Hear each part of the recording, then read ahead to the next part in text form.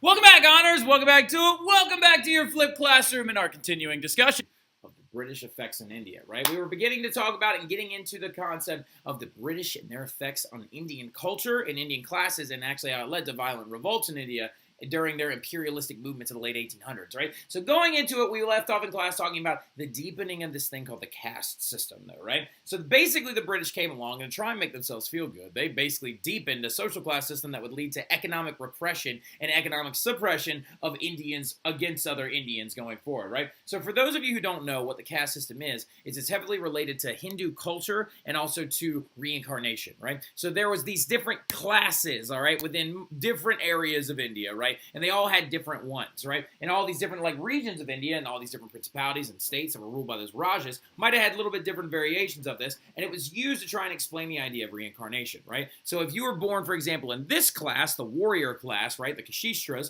and if you literally led a very good life according to Hindu ideas, is you would then actually die, and then one day when you would be reborn as another person, you might bump up a class depending on how good of a life you led, right? And then vice versa, if you led a bad one, you might end up going down, right? All the way down to the bottom right here, which is of these people called the Dalits, or also referred to as the Untouchables, and they were like outcast street sweepers and people who were only allowed to touch like dirty things, right? Well, the thing about it though is that by the point that, or by the time that the British had showed up, it wasn't nearly as rigid anymore, and most Indians had began to go away from it. But the thing about it though is that the British came in and they actually kind of reinforced it because they were like, ooh, class systems, counting things. We love that as Western Europeans, right? They show up and they actually deepen the entire thing, helping them rule more aggressively and making the entire system actually really, really sketchy. And we'll expand on that a little bit in class when I see y'all soon, okay? But going into it, though, also, they're going to ban this other thing called sati, right? Which is then basically just virtue signaling because they got rid of this old practice called sati. And what sati was is when a man would die, his wife was then going to jump on top of his funeral pyre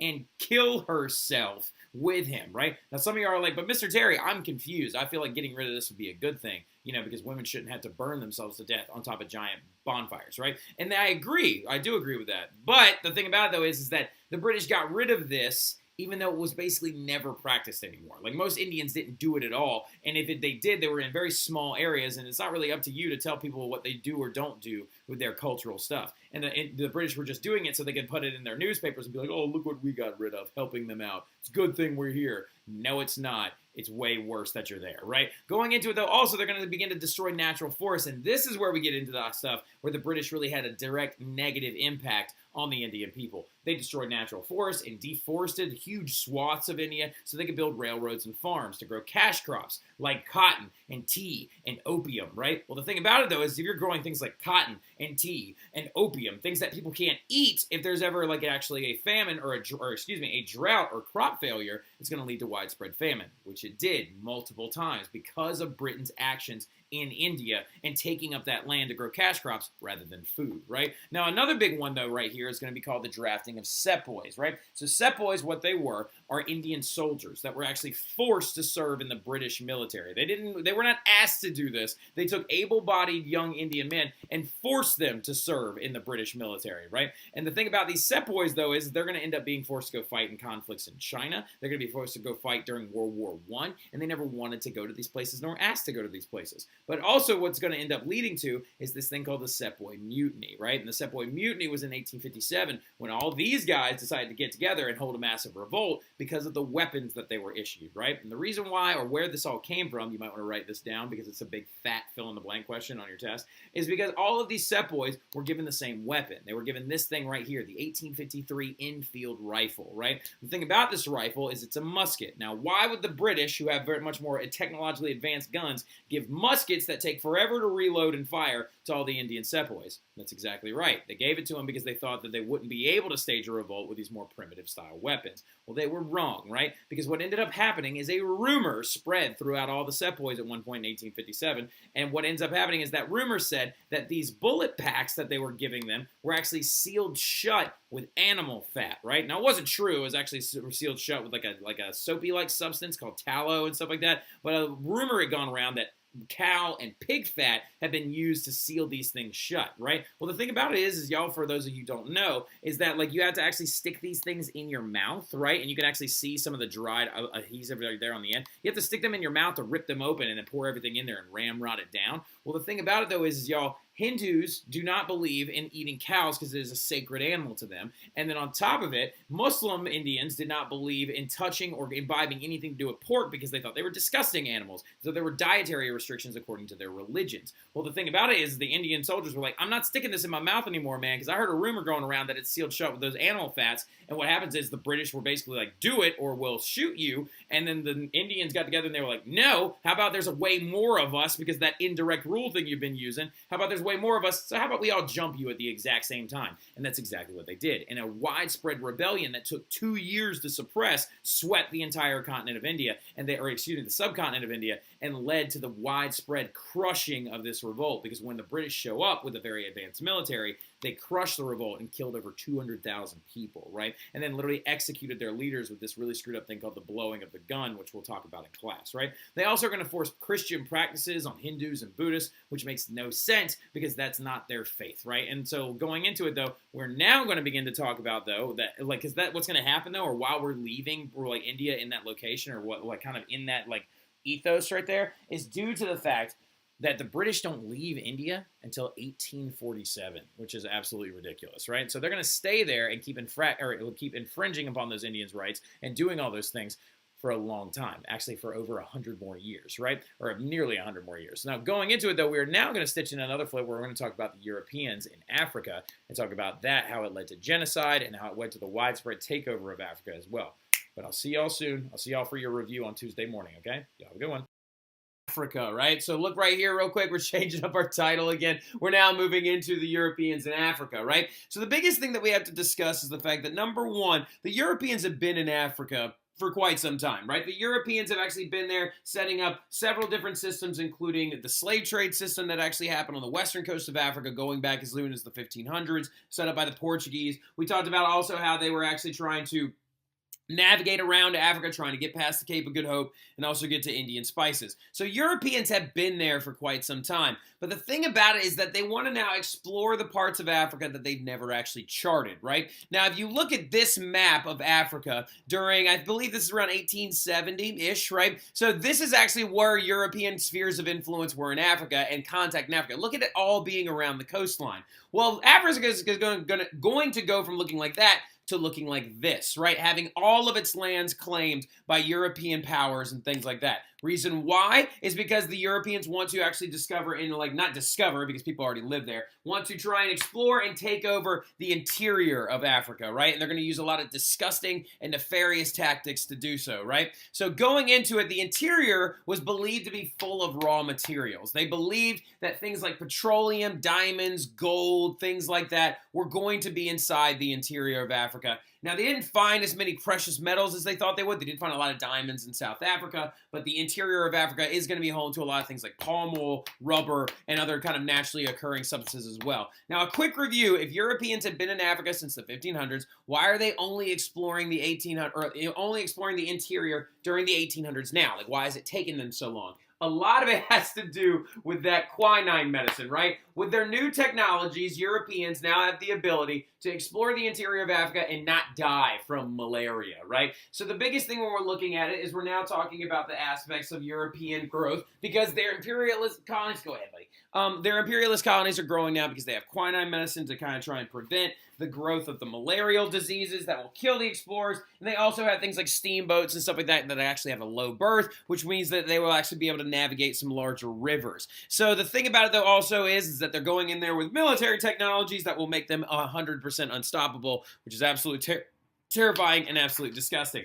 Now, the thing about it, though, is after several different explorers actually went into Africa, you got people like David Livingstone, you got Cecil Rhodes, you also have people like Henry Morton Stanley, these other people that are going to actually start navigating some of these rivers after the advent of quinine medicine and start trying to find places like the source of the Congo, and then also trying to actually spread missionary things and things like that, are going to start kind of pushing their way into Africa. There's going to be this thing known as a scramble for Africa. When Europeans realize that they actually can navigate these different rivers and actually go in there and find resources like ivory, rubber, palm oil, petroleum, different elements of like different raw material elements like that, it's going to lead to what's known as that scramble for Africa, right? Now, scrambling as in like a race, okay? Like as in they are trying to see if they can get what they can get to, what lands they can claim for their own countries and things like that by this time. This phrase that refers to the late 1800s race for African territory is often known as the scramble for Africa. Now, by the 1884, to try and prevent things from getting out of hand and trying to prevent war from actually going on over land that they don't even own, which is ridiculous to even say, you know what I mean? Like that Europeans got together and had a meeting so they didn't go to war over land that they were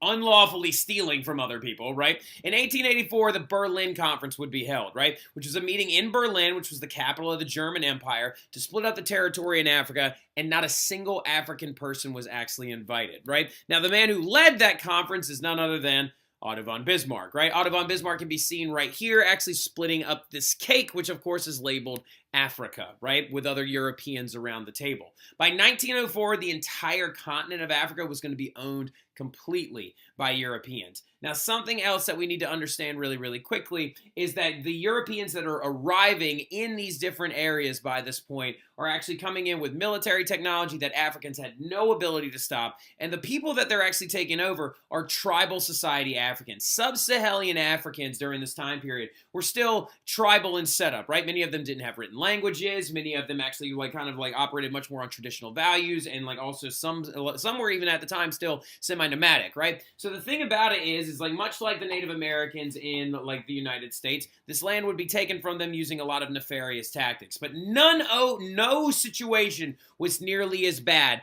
as the Belgian conquest of the Congo, right? So this right here is a man by the name of Leopold II, okay? Leopold II to Central Africans is considered the worst human being in history, right? Leopold II was the king of Belgium. He was a constitutional monarch. He didn't like the fact that he didn't have complete overarching power, right? So he wanted to try and get in on what was going on in Europe, and he wanted to try and claim some more territory for himself, right? And so he eyed up one central little spot in the area in the middle of Africa right here. It's this yellow chunk right there. That's what King Leopold wanted, and it's known as the Congo, right? He actually sent Henry Morton Stanley, an explorer, to go and explore this area to try and find the source of the Congo River. The Congo River is a very wide, large thoroughfare that they could use to actually put boats up and down, put railroads around it and stuff like that. Well, that's what Leopold wanted. And so he actually went to this Berlin conference meeting, and he actually got that area, right? Now, what he's going to do is usher in a reign of terror like no other. So, literally what it was called, so whenever he went there,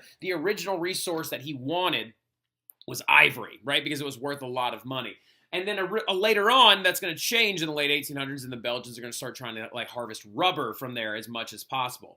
Now, the thing about it is, though, is that literally this rule, Leopold's rule in Central Africa, in the Congo, would actually lead to the death of 10 million Africans, right? 10 million people over the course of the Belgian conquest of the Congo.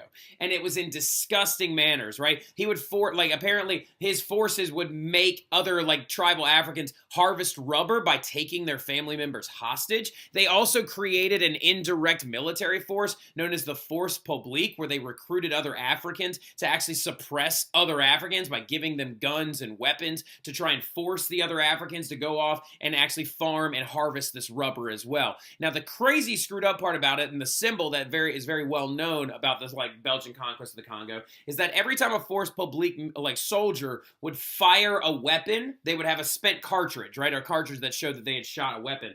And then so what ended up happening is literally the Force Publique soldiers would have to bring back proof that they shot a human with it, that they didn't actually shoot an animal with it. So oftentimes what would happen in the Belgian conquest of the Congo is the Force Publique soldiers would harvest hands from other living human beings to try and show that they actually had shot a person, not an animal. But the thing about it is more often they were shooting animals because they're Sub-Saharan Africans that were raised in tribal societies. They wanted to use those guns to hunt, not actually suppress people and stuff like that. So you have to understand that the Belgian conquest of the Congo is actually considered something on genocide levels, okay? So the thing about it when we're looking at it, you have to understand that the scramble for Africa and that example right there just demonstrates to us that there are going to be massive societal effects of imperialism. Do you see what I'm talking about right here? Look at what I'm zooming in on right now.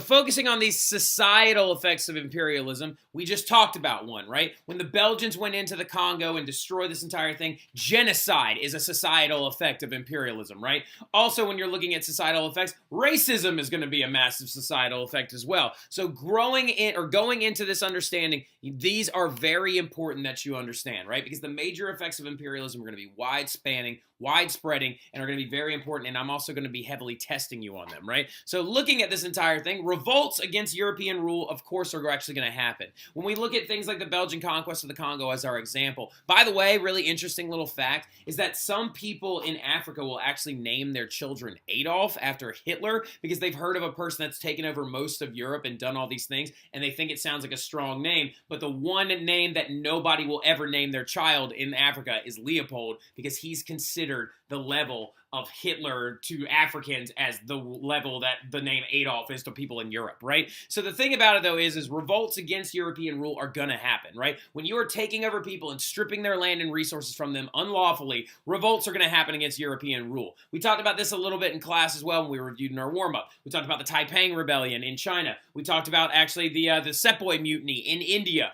There's going to be some in Africa as well that go down, and one particular instance was literally known when 5,000 sub-Saharan Africans made up of a conglomeration of Zulu tribesmen and other people are going to try to actually take over a military installation being held by 50 British guys and 4 Maxim guns. And not a single one of those 50 British men died. 4 Maxim guns were all they needed to suppress a group of 5,000 Africans. So what does that demonstrate to us? That the tribes and the groups of people that were taken over by the Europeans in the late 1800s had no ability to stop this movement. And then also what you're going to see as well is religions and social structures are going to fall apart. You're also going to see the growth of this thing known as paternalism and racism. Paternalism is a very racist ideology that actually popped up in the late 1800s where basically Europeans believed that they knew better of what these people needed than they actually themselves knew, right? So it's taking a paternalistic view, viewing them as if they are children and stuff like that, that needed European guidance at this point, right? And you can see the growth of paternalism and racism in 2 key examples that I have listed right here. One is actually a story that was written by a man named Rudyard Kipling. Now, Rudyard Kipling wrote this poem called The White Man's Burden, which is an example of paternalism. Now, this is a disgusting phrase, and I hate saying it, but this British guy basically wrote a poem saying, oh, it is the burden of Europeans to try and socialize and civilize people in other areas. That is absolutely ridiculous. It's flat out not true, and it's absolutely racist and insane, right? So, but that poem is very, very well known by the man who wrote, it, Rudyard Kipling. That guy also wrote another very famous book as well, The Jungle Book, where he implies that Indian people are closer to animals than they are closer to human beings. That's why Mowgli can talk to them. So, going into it as well, social Darwinism is also going to be a massive reaction to this as well. Now, for those of you who are in biology, you should know what this is already. Darwinism is the idea of evolution. The strongest will survive and things like that, which came out in the late 1800s as well. Charles Darwin published his book called The Origin of Species, right? And in The Origin of Species, he talks about natural evolution, the strongest will survive and stuff like that, which we now accept as scientific fact. But then he later on wrote another book called The Descent of Man, right? So in The Descent of Man, he talks about how he believed that Europeans were the most advanced race of human beings, which is ridiculous. And basically his ideas are going to be twisted, and social Darwinism will then be used to say basically that Europeans had the right to take these places over because they were more advanced, which is stupid, ignorant, and dumb. All right? So the biggest thing about it is that is where we're going to be wrapping everything up with this flip. I'll see y'all soon. Y'all have a good one.